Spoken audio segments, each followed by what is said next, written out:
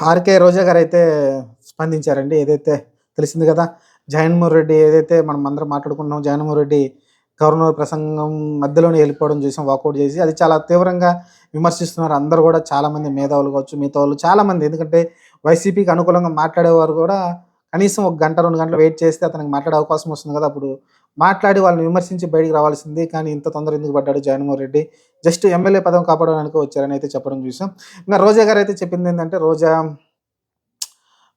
ఒకటే రోజానా, కూజా అంటారు గదా! అలానే మాట్లాడింది నాకు తెలిసి.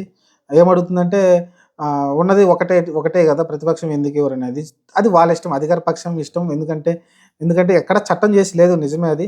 కానీ ఇన్ని సీట్లొస్తే నిన్ను అధిప స ప్రతిపక్షం ఇవ్వాలనైతే ఒక రూల్ అయితే పెట్టుకున్నారు. అది అధికార పక్షానికి చేతుల్లో ఉంటుంది. వాళ్ళు ఇవ్వాలా వద్దనేది వాళ్ళు డిసైడ్ జేయాలి. వాళ్ళు ఇవ్వదలుచుకుంటే ఇవ్వచ్చు. ఇప్పుడైనా 11 కాదు 5 సీట్లు ఒక్క సీట్ వచ్చినా గూడా వాళ్ళకి ప్రతిపక్ష హోదా అయితే ఇవ్వచ్చు. కానీ రోజా అయితే సేమ్ అదే ప్రశ్న అడుగుతా ఉంది. ప్రతిపక్ష హోదా వస్తే ఎక్కువ టైం ఇస్తారని చెప్తా ఉంది. సరే తక్కువ టైంలో మీరు మాట్లాడి ఎళ్ళొచ్చు గదా! అది తెలుసుకోవాలి గదా! బుద్ధి లేని బుర్రకి నాకు అర్థం గాదు. మీకు తక్కువ టైమే ఉంది. ఆ తక్కువ టైంలో ఎక్కువ మాటలు చెప్పండి. ఎక్కువ మాటలు చెప్పండి. సోది అంతా చెప్పకుండా మీకు గవర్నమెంట్ ఏమి హామీలిచ్చింది? వాటిని మీరు ఎంతవరకు ఇంప్లిమెంట్ చేశారు? చెప్పండి. అలానే ఈ 9 నెలల కాలంలో మీరు ఏమేమి చేశారు? ఏమి తీసుకొచ్చారు? మొన్న ఫారెన్ ఎళ్లారు. అమెరికా ఎళ్లి ఏం తీసుకొచ్చారు? ఎన్ని వేల కోట్లు తీసుకొచ్చారు? చెప్పండి. జస్ట్ ఇదంతా కూడా ఒక 5 నిమిషాలు, 10 నిమిషాల్లో కన్వే చేయొచ్చు. ప్రజలందరూ టీవీల్లో అన్నీ చూసేస్తారు. అర్థమైపోతుంది. ఆ తర్వాత బయట ప్రెస్ మీట్ పెట్టి మాట్లాడు.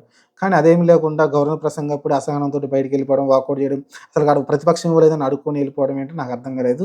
ఆహ్, ఎందుకంటే వాళ్ళు ఇవ్వరనే విషయం ముందే తెలుసు. ఇవ్వనప్పుడు ఎందుకొచ్చాడంటే కేవలం ఒక ఎమ్మెల్యే పదవిని కాపాడడానికి వచ్చాడు తప్ప ఏం లేదు. రోజా అక్కడి నుంచి సరే రోజా అయితే విమర్శిస్తూ ఉంది. ఇంకా, ఇంకా పవన్ కళ్యాణ్ కూడా విమర్శించడం చూసాం. సనాతన ధర్మం కాపాడతానని చెప్తాడు. అది ఇదని రష్యా అల్లుడు గదా! అది ఇదని మాట్లాడుతుంది. సరే ఎవరిని పెళ్లి చేసుకుంటాను ఎందుకు గాని చూడాలి.